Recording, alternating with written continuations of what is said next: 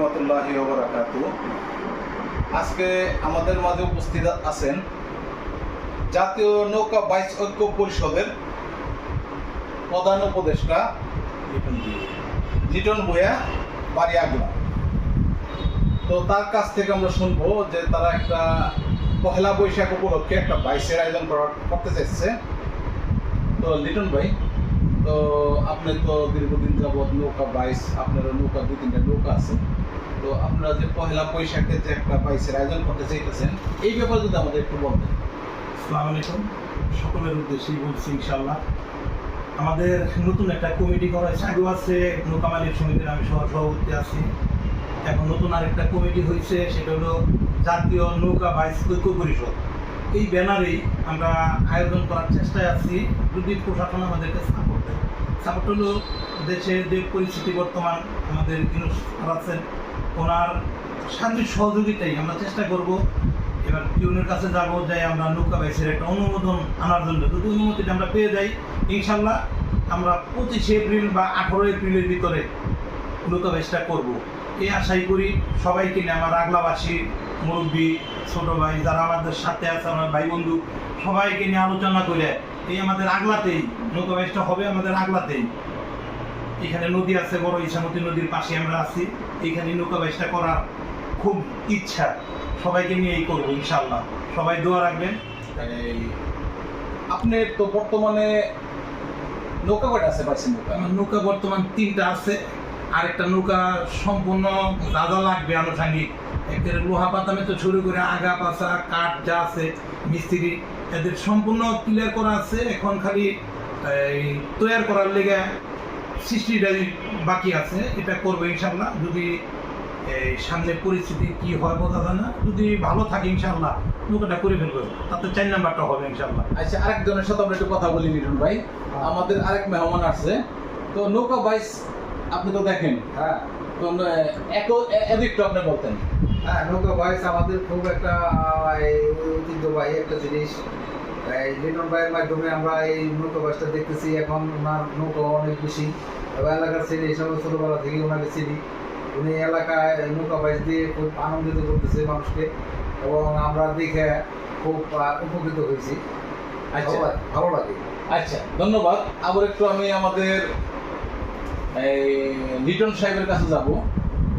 জাতীয় নৌকা বাইচ ঐক্য পরিষদ, এই যে আপনারা কমিটিটা গঠন করছেন, এটার আপনার ভূমিকা কি ছিল? এটা করার 2-3টাই উদ্দেশ্য আছে আল্লাহর রহমতে। আমরা নৌকা বাইচগুলা করবো, আমাদের উদ্দেশ্য।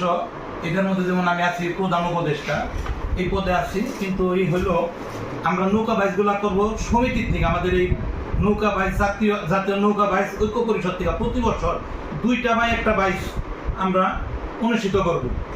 এটা হলো সম্পূর্ণ ব্যয়বহল খরচ যা যাবে আমাদের এই কমিটি বহন করবে। আমাদের সভাপতি আমার এক ছোট ভাই, আমার খুব কাছের, সেটা হলো লিমন শিকদার, দেওতলায়। আর তারেক রহমান হলো সেক্রেটারি, ওর বাড়ি হলো সিঙ্গারে, বলদারায়, খুব ভালো ছেলে। এদেরকে নিয়ে আসছি। এরা আছে প্রবাসে, ফ্রান্সে, সাউথ আফ্রিকায়, ইটালিতে, পর্তুগালে, আমার কমিটিতে এরা আছে। এরাই সম্পূর্ণ অর্থ যোগান দিবে। এরা এদের ব্যানারেই আমাদের এই নৌকা বাইচের এই ব্যানারটাই, জাতীয় ঐক্য পরিষদের ব্যানারেই বাইচ হবে ইনশাল্লাহ। আমরা করব এই আশা ব্যক্ত করছি। লিটন সাহেব, আরেকটা কথা, আপনি তো আগলার সন্তান। জি, তো পহেলা বৈশাখে যদি বাইচটা হয়, এটা কোন এরিয়ায় দিবার চাইতেছেন আপনি? এই আগলাতে আমাদের ইছামতি নদী, সেটা হলো মাইলেলের অর্ধেক, সরকান্দির পরে থেকে, কুমারগঞ্জ ব্রিজের পরে থেকে আমাদের আগলা ইউনিয়ন পড়ে। আগলা ইউনিয়নের থেকে শুরু করে সেই কৈলার ঘাট পর্যন্ত যে স্থানটা আছে, একটা সাইড হলো আগলা ইউনিয়ন। এই জায়গাটার ভিতরেই করবো স্থান করবো আমরা। আমাদের একটা ইট খোলা আছে পিন্টু ভাইয়ের মাইলের, ওই ইট খোলাই আমরা স্টেজটা করার চেষ্টায় আছি।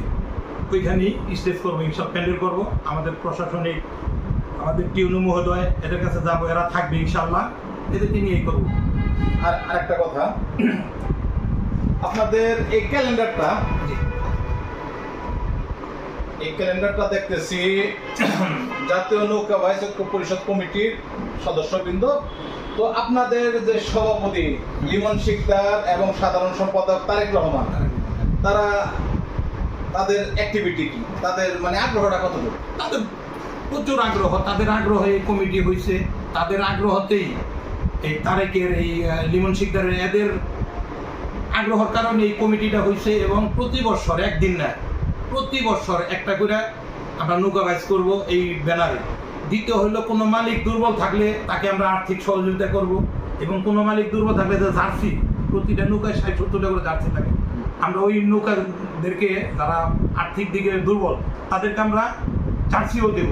এবং অনেক সময় একটা নৌকা অ্যাক্সিডেন্ট হয়, যেমন বছিলাতে গতবার 3টা নৌকা অ্যাক্সিডেন্ট হয়েছে, তারা নৌকা উঠাইতে অনেক কষ্ট হয়েছে, অনেকের টাকা থাকে না, নগদ টাকা থাকে না।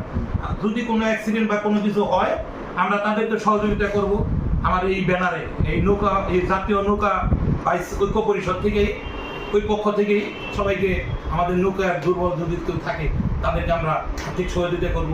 এই ব্যানারে থেকে আমরা প্রতি বছর একটা করে, বারেবারেই বলছি, একটা করে নৌকা বাইচ বা 2টা নৌকা বাইচ আমরা করবো এই ব্যানারে।